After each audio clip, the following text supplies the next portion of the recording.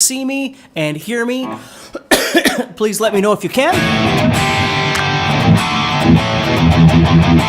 Make sure you can hear my guitar and my voice. So hello everybody, I can see there's a number of people here already. Let's see here, McCain is here, Larry, creative guitarist is here, Martin is here, Zoidberg is here, very nice. Ryan is here as usual, thank you Ryan.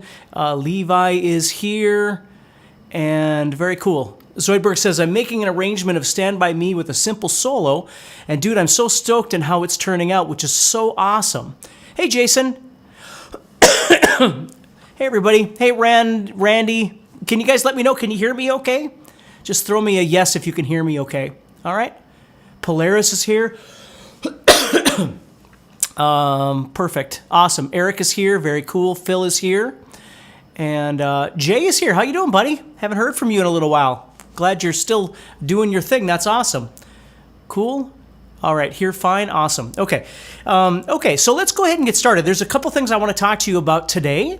And we probably won't go really long. I have been very sick for the last few days, and I just crawled out of bed about an hour ago so I could do this live event. So I don't know how long my voice is going to hold out, but I want to show you a couple things and just talk about a couple things from some questions I just saw and some other things. So what we're going to do, excuse me, I'm so sorry if I keep coughing, okay? The first thing I want to do is talk to you about a new, I could call it a product, but it's a website that I came across. And it is most certainly not for everybody. And again, I'm not getting paid or anything like that. I just want to show you this because I thought it was pretty amazing. So I have a podcast actually coming out with a gentleman from this company. The name of it is Musiversal. Musiversal. Kenneth, I'm looking forward to Nashville too. It's going to be a lot of fun. So I don't know if anybody's ever heard of this before, but I want to show you this really quick. I'm going to show you the website so you can see what this is. Now, like I said, this most certainly is not for everybody, but it's called Musiversal. And basically what this website is a website where you pay, now here's the thing, it's $199 a month, so it is not for everybody. But basically what you do is, if you're the kind of person that does a lot of writing songs, or you do a lot of cover songs, whatever it might be, something where you're doing recording and writing and that sort of thing, and but you don't have the other musicians around you to fulfill your vision of what you're trying to do. Maybe they're your own songs that you're writing. Maybe you're doing cover songs or something like that, whatever it is. So for $199 a month, what they do is you can hire for $199, as I understand it, $199 covers everything. And so let's say you've written a song, but you don't have a drummer, you don't have a bass player, you don't have a singer, you don't have a keyboard player, you want someone maybe to do the guitar parts, maybe you've done part of the guitar parts, but you need help in finishing that guitar part that you're doing. Whatever it might be, once you've become a member of this thing, you hire. And again, the hiring is all in the $199 fee, so you don't pay any more than that. But you schedule a call with a bass player, and then you tell them beforehand, you send them the track, and you send them, what key it's in and the tempo and whatever it might be, and what you've got so far, and you say, hey, I need a bass line for this. Or maybe you start with a drummer, and you say, I need a drum, I've written this thing, it's 3.5 minutes long on guitar, and it might not be done yet, but this is what I have so far. And you send it to the drummer, and the drummer goes, oh, okay, so next Thursday at 9:30 in the morning or whatever, let's get together and I'll record your part. And so you get together and you watch them play it, and then, for 30 minutes or 45 minutes or however long the session is, you record that part. They record it, they send it to you. And then you get together with a bass player, and then you get together with a singer. I mean, it's pretty amazing. Like, I was blown away by this. Like I said, the only thing is it's not cheap. $199 a month isn't in everybody's price range. But if you're the kind of person that does a lot of writing, and you want to make your music a reality, and it's your music. When they record your stuff, it's yours. You can put it on Spotify. You can do whatever you want with it. It belongs to you. It doesn't belong to them. So, hey, Rich from Chicago. Jason is here, Blaze is here, Sean is here, David's here, Irene is here, Paul Zuhair is here again. How you doing, buddy? Yeah, so Creative Guitar says he's heard of this before. I was blown away. I thought it was super, super cool. Like I said, if you're that musician, whether you're a guitar player or a singer or whatever it is that you might be, obviously being on this live session right now, you're probably a guitar player, but all the parts are available to fill in the gaps, and it's not just those instruments. You could have violin on there, you could have cello on there, you could have trumpet on there, you could have saxophone on there, you could have all kinds of different things, and they offer a lot of different services. I think like mixing and mastering, I think they offer that, but it's an extra amount. And again, I don't know all the details. I just, I connected with David from Musiversal, and I was just blown away by what they're offering. But anyway, I just wanted to mention that first. So if it's something where you're like, man, I've written up, 50 songs, but I just don't have other musicians around to, help me see my vision, this might be a wonderful answer for you. And, you don't have to sign up for a year. I think you can sign up just monthly. Maybe you do it for 3 months and get all your stuff recorded that you need to get recorded, and then you're out of there. Again, I don't know for sure. But so that was the first thing I wanted to show you. So I'm going to shut that off. Stop screen sharing. There we go. And then the second thing I wanted to mention was somebody had mentioned about chord chasing, which I always get questions on soloing and chord chasing and that sort of thing. So I thought I would just talk to you really quick about that. And then I'm going to talk to you about another topic as well that I always seem to find people are very interested in, which is kind of to do with modes and positions on the guitar and things like that. But so let's talk about chord chasing in a very basic a basic structure. So if I took a chord progression, I've got a backing track here that I'm going to play for you that goes from A minor, and then it goes to F, and then it goes to D minor, and then it goes to E major. That's how my backing track is going to go. So what I would do is in any time I'm presented with a musical situation, the first thing I do is I look and I say to myself, what key am I in? Do all the chords fit in this key? What scale do I know, or scale positions do I know relative to that key, that sort of thing. And that's what I'm saying for you to ask yourself. So in this case, we have A minor, F, and D minor, which all fit in the key of A minor. Okay, A minor is C major. Okay, so that means I could take A minor pentatonic. Now, if I know A natural minor or A aeolian, I could play that.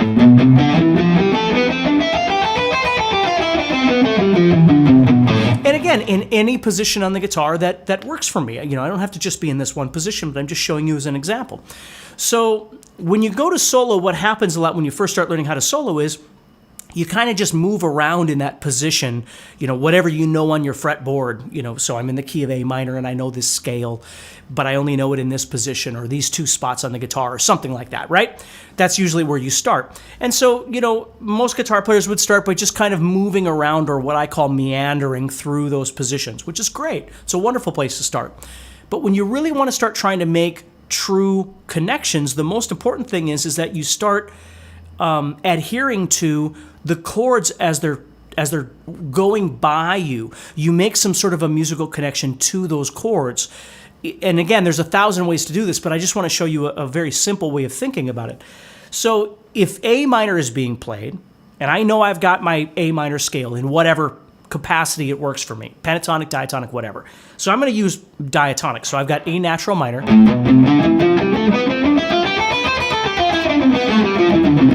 And I could play any of those notes, but there are notes that are more important at that moment in time than other notes. So for instance, if I look at this A minor chord, this bar chord sitting right on my guitar, I'm playing 5, 7, 7, 5, 5, 5. The notes I'd be playing collectively are going to be A, C, and E, which is the root, the third, and the fifth. And it's okay if you do know that.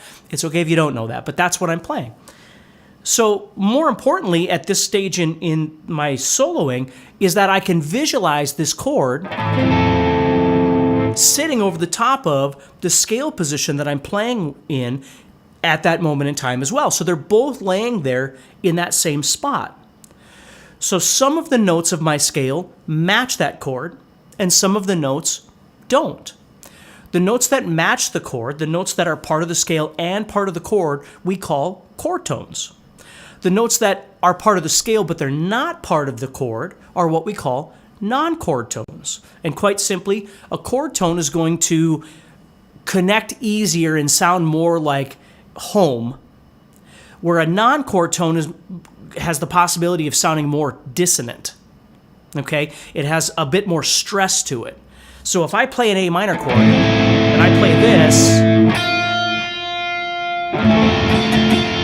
but then I go to, you see, I was playing a non-chord tone that then resolved to a chord tone.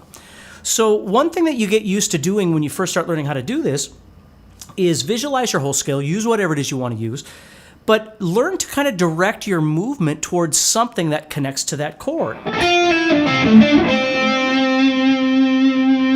That note right there, which is a C, and again, it's okay if you don't know that, but that's what it is also part of the chord, also part of the scale. So as that A minor chord is being played, I can go in here and I can think about driving through the scale that I'm using, either toward the floor or toward the ceiling. You know, I could go any direction, I can go both directions, whatever it is I want. But the point is, instead of just playing everything all the time and just playing, I'm trying to move towards something and make that something important. Now here comes F. So that's the next chord in my sequence. So I have to try and, again, in whatever capacity works for you. Maybe you know all the notes on your guitar and you're able to visualize the F triad on your guitar all over the fretboard, the F, A, and C, and that's great if you can. Or maybe you're just visualizing a chord of some sort, right? I could visualize F right here, and that would be great. The only thing about that is that it's not in the same spot that I was soloing in, right? It's somewhere else, and that's okay, but that means I've got to move to that spot. Now, if I move to that spot, maybe maybe I do know the scale shape that's there, but maybe I don't. And so it's going to be a little bit trickier when I go there because I don't really know what else to do. Where if I can learn to visualize that chord in the same spot, again, right here is where I am, that might be easier. So what I'm going to do is I always teach a system called the caged chording system. And again, you can learn all of these things at GuitarZoom.com. I have courses on all this stuff. But so your cage system would be sitting here on F. So I'm playing a C chord shape on F. So when it goes to the F chord, that's what I was on the A minor. Here comes F. I could go there or maybe to that note or something like that. Okay, here comes D minor. Well, D minor, I could play a fifth string D minor chord right there and make a connection to that in whatever way I want. And then finally, the last chord in this sequence is an E chord. Now, I put this in there on purpose to kind of talk a little bit more to everybody as well. The E chord does not fit in the key of A minor or the key of C major because they're relative major and minor. We would want an E minor chord. That would fit, and we call that diatonic. That's a diatonic chord. It fits in the family of the key of A minor, or again, the key of C, how you're looking at it. E major doesn't fit. E major's outside that. Now, the reason I made this backing track a long time ago was to have a chord that doesn't fit in the key. So when I'm playing over that E chord, again, I would expect to see an E minor chord, which would give me that note right there. But it doesn't, because I've got an E major. So it gives me that note. So here's a situation where you have a family of chords. They all work together and your scale works and everybody's happy. But then you've got this one chord that doesn't fit. We call it a non-diatonic chord because it doesn't fit in the key. So this one chord comes up, and so for that brief moment, we have to be a little bit careful on what we're doing. Okay, now I can still play A minor pentatonic or A minor diatonic or whatever it is that I'm doing, Okay, I just have to be a little careful when that chord comes up, because when that comes up, I expected to see E and G and B. Instead, I get E, G sharp, B. So that G sharp actually winds up being a really beautiful note to try and target in your solo, because it doesn't fit in the key. Let me show you what I mean. So I'm going to do something very simple, going from A minor to F to D minor to E, and I'm going to show you that G sharp over that E. So I'm going to just do this. And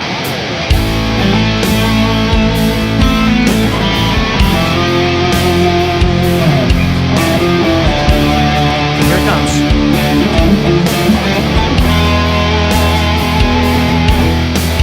So you see, it sticks out, and over that particular moment in time, I'm going to go to that note G sharp, and it sounds really nice.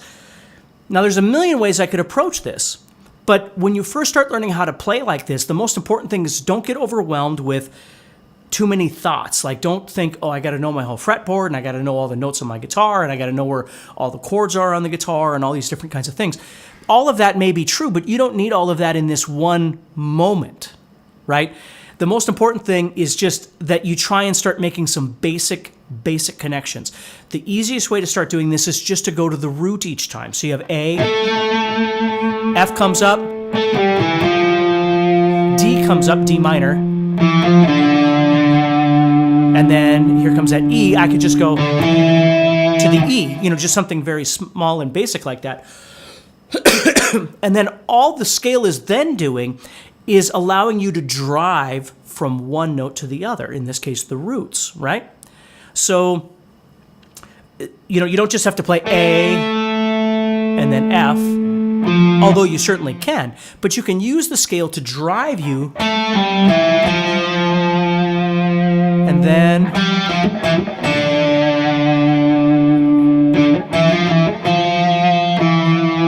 you see, you can use the notes kind of around there. Now, the other thing you'll notice is that as I'm creating this, everything's in kind of what we call a register. Like, I'm not playing a couple notes and then way up here and then way down here, and not that there's anything wrong with that, because I can do that too. But if I'm trying to create a basic melody, one of the really nice things that you can do is just learn to keep everything in kind of a common, like if you were singing, your melody probably, if you think of, again, whatever song you want to think of, insert famous song here. The melody tends to be kind of in a range of notes. It's not 3 octaves. The song might do that, and there's parts in the song that might do that, but the chorus is going to be kind of this thing in a spot on the guitar. So if you think about it, then if I was going from like here, now I'm not starting on A. I'm going to start on another new note of the chord, which in this case is the C. It's okay if you don't know that; it's the 3rd. Okay, now here comes F. Well, I got to make a connection to that F. And then it goes to D minor. Well, maybe I drop down to that. And then here comes that E chord. You see, I could do something very basic like that in a spot like that as well. So watch.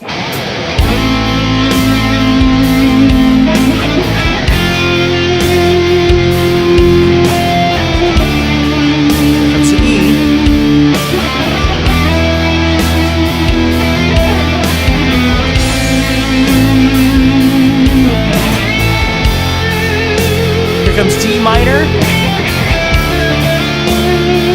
Here comes that E.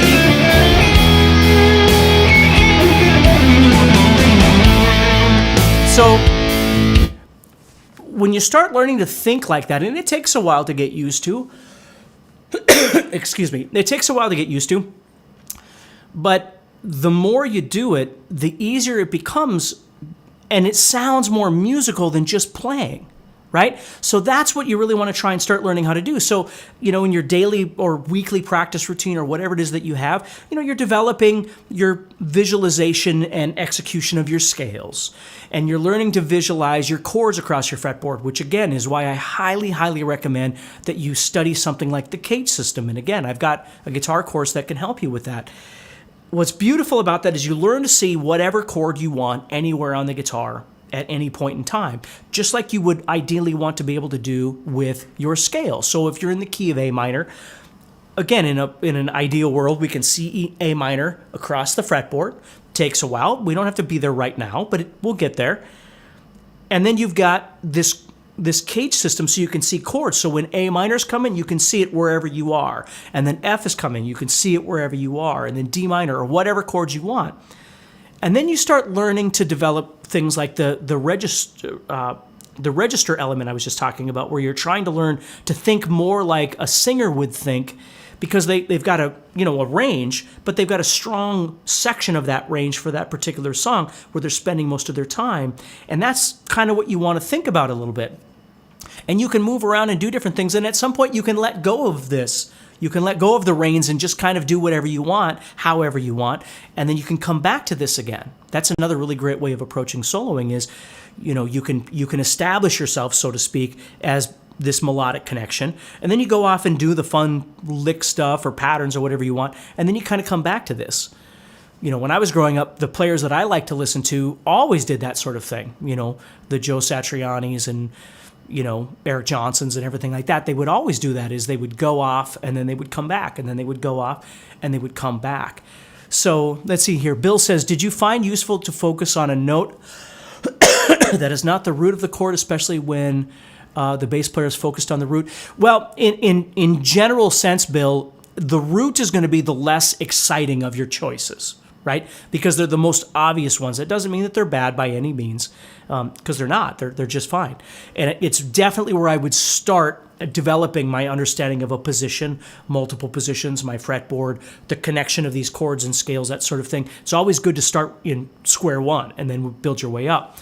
But the third and the fifth those are always nice notes to try and kind of emphasize as well. Although I'm going to be honest with you, I don't think like a third for all of them or a fifth for all of them.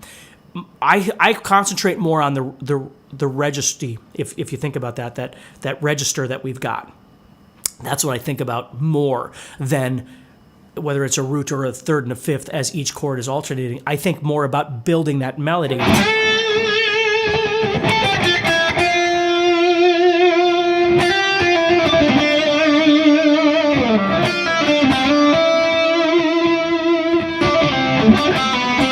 Like that's what I think about more, is what does the melody sound like when I'm playing?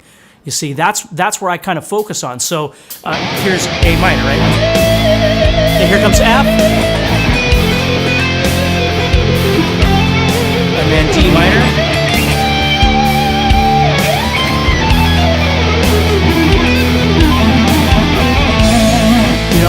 And then I'll throw in like licks and things like that because I know that harmonic minor is coming and that's kind of fun to play. So I might do some things like that, but that's what I focus on more. Sorry. That's what I focus on more when I'm trying to develop these ideas. So my point is, I don't want you to just think that there's only one way of being able to approach learning how to do this. It's not just, I need to learn all my notes on my fretboard for the next 3 years. That's wonderful, and you should do that. And I'm not saying that that's bad. That's great. Or I should learn all my arpeggios. I think that's wonderful too. All I'm saying is there's a lot of different ways of being able to get to the answer while you're learning all these other things, because some of this stuff that we're learning on the guitar, it takes a long time. It takes years sometimes to develop these things. And I love the journey, and I'm sure you do too. That's why you play, right? But in the meantime, we can learn to make music along the way. Maybe we'll make better music when we learn number 1 or number 2 or number 3 or number 4, whatever these things are that we believe that we need. And again, I'm not saying that in a negative way. I'm saying that's wonderful. But during that time, we can learn to establish these musical skills as well. So it's not just information on the fretboard or information in our mind to make these connections to, we're in the key of whatever, and this is the scale. Those are all essential, no doubt about it. But you also want to develop musical skills of being able to, whatever kind of playing excites you, and motivates you, that's also part of it. It's not just the scale or just the logical connection to each chord. Those are all important, but it's also your execution, the way that you approach trying to do things. It just takes It just takes a while to learn how to do that. And if you're not ever practicing this, you don't develop that skill, you see.